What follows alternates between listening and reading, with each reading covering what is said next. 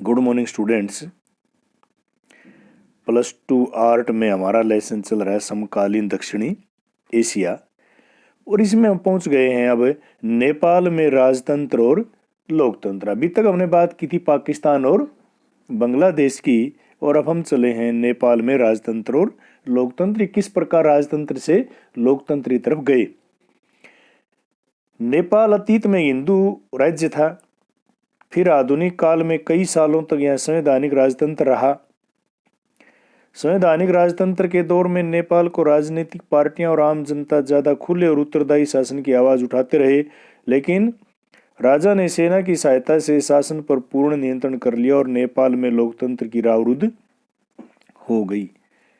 संवैधानिक राजतंत्र यानी प्रधानमंत्री तो बनता था जनता के द्वारा, लेकिन राष्ट्रपति की जगह वहां पर राजा को रख लिया गया था, और राजा के पास इतनी ज्यादा शक्तियां थी कि वो जब चाहे सरकार को गिरा करके शक्तियां अपने हाथ में ले सकते थे। तो इसलिए वहां पर ज्यादा शक्तियों की मांग के लिए लगातार आवाजें उठती रही। एक मजबूत लोकतंत्र समर्थक आंदोलन की चपेट में आकर राजा ने 1990 में नए लोकतांत्रिक संविधान की मांग मान ली। नेपाल में लोकतांत्रिक सरकारों का कार्यकाल बहुत छोटा और समस्याओं से भरा रहा। 1990 के दशक में नेपाल के माओवादी नेपाल के अनेक हिस्सों पर अपना प्रभाव जमाने में कामयाब हुए। माओवादी राजा और सत्ताधारी अभिजन के खिलाफ सशस्त्र विद्रोह करना चाहते थे। इस वजह से राजा की सेना और माओवादी गुरिल्लाओं के बीच हिंसक लड़ाई छिड़ गई। कुछ समय तक राजा की सेना, लोकतंत्र समर्थकों और माओवादियों के बीच त्रिकोणीय संघर्ष हुआ। 2002 में राजा ने संसद को भंग कर दिया और सरकार को गिरा दिया, और इस तरह नेपाल में जो थोड़ा बहुत लोकतंत्र था उसे भी खत्म कर दिया गया। अब देखिए इसमें बुक्स में क्या करें, खुद करें और खुद सीखें। बांग्लादेश के ग्रामीण बैंक के बारे में ज्यादा जानकारी जुटाएं।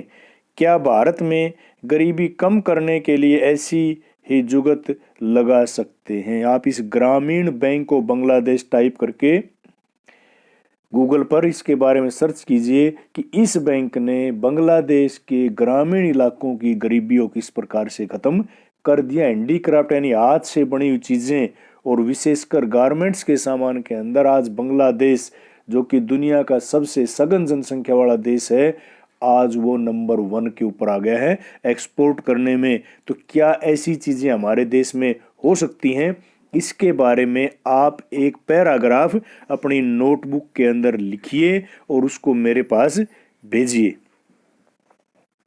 अप्रैल 2006 में नेपाल में देशव्यापी लोकतंत्र समर्थक प्रदर्शन हुए।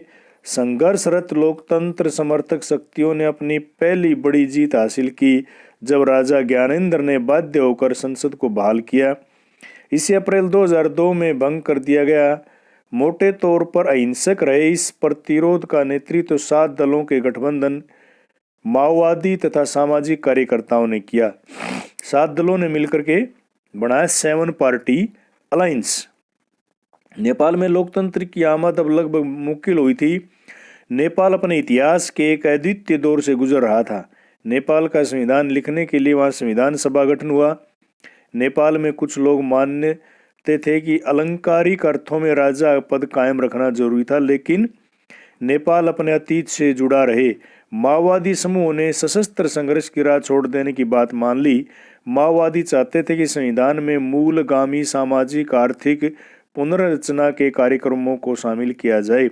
7 दलों के गठबंधन में शामिल हर एक दल को यह बात स्वीकार नहीं थी कि माओवादी कुछ अन्य राजनीतिक समूह भारत की सरकार और नेपाल के भविष्य में भारतीय सरकार की भूमिका को लेकर बहुत शंकित थे। 2008 में नेपाल राजतंत्र को खत्म करने बाद लोकतांत्रिक गणराज्य बना। 2015 में नेपाल में नया संविधान बना दिया गया और उसके बाद से वहां पर लोकतांत्रिक सरकारें बनती रही हैं। नेपाल तो सचमुच बड़ा रोमांचित जान पड़ता है। काश मैं नेपाल में होती है। कार्टून के अंदर ऐसा कहा गया, लेकिन नेपाल में लोकतंत्र की राह भी इतनी आसान नहीं रही है। अब इसमें आते हैं हम श्रीलंका में जातीय संघर्ष और लोकतंत्र, क्योंकि हमारे पड़ोस में लोकतंत्र, एक भारत ही ऐसा देश है जिसमें लोकतंत्र मजबूती से खड़ा रहा है, कामयाब रहा है, लेकिन हमारे आसपास इसके लिए लगातार संघर्ष होते रहे हैं। तो इसमें दूसरा अगला नाम जुड़ गया है श्रीलंका का। हम देख चुके हैं कि आज़ादी 1948 के बाद से लेकर अब तक श्रीलंका में लोकतंत्र कायम है, लेकिन श्रीलंका को एक कठिन चुनौती का सामना करना पड़ा, और यह चुनौती न तो सेना की थी न ही राजतंत्र की। श्रीलंका को जातीय संघर्ष का सामना करना पड़ा, जिसकी मांग है श्रीलंका के एक क्षेत्र को अलग राष्ट्र बनाया जाए।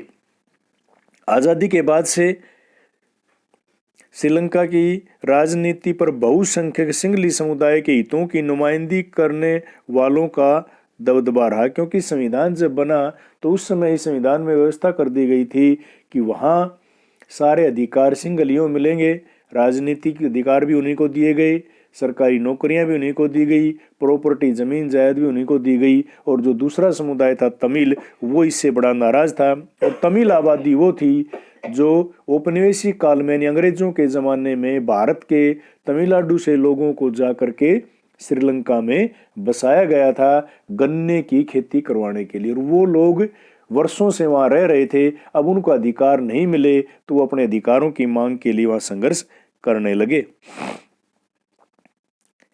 तमिलों का बसना श्रीलंका के आज़ाद होने के बाद भी जारी रहा। सिंहली राष्ट्रवादियों का मानना था कि श्रीलंका में तमिलों को कोई रियायत नहीं बरती जानी चाहिए, क्योंकि श्रीलंका सिर्फ सिंहलियों का है। तमिलों के प्रति उपेक्षा भरे बर्ताव से एक उग्र तमिल राष्ट्रवाद की आवाज़ बुलंद हुई, और 1983 के बाद उग्र तमिल लिबरेशन टाइगर ऑफ तमिलिलम लिट्टे श्रीलंका की सेना के साथ सशस्त्र संघर्ष कर रहा है। इसे तमिल इलम यानी श्रीलंका के तमिलों के लिए एक अलग देश की मांग। श्रीलंका के ऊपर उत्तर पूर्वी हिस्से पर लिट्टे का नियंत्रण बहुत लंबे समय तक रहा। श्रीलंका की समस्या भारतवंशी लोगों से जुड़ी है। भारत की तमिल जनता का भारतीय सरकार पर भारी दबाव कि वह श्रीलंकाई तमिलों की हितों की रक्षा करे, और भारतीय सरकार ने समय समय पर तमिलों के सवाल पर श्रीलंका की सरकार से बातचीत करने की कोशिश भी की गई है। तो आज के भाग में इतना ही। अगले भाग के अंदर कि भारत सरकार ने उसमें क्या क्या काम किए और किस किस प्रकार से वहाँ संघर्षों में भाग लिया, वो अगली वीडियो के अंदर हम करेंगे। Thank you.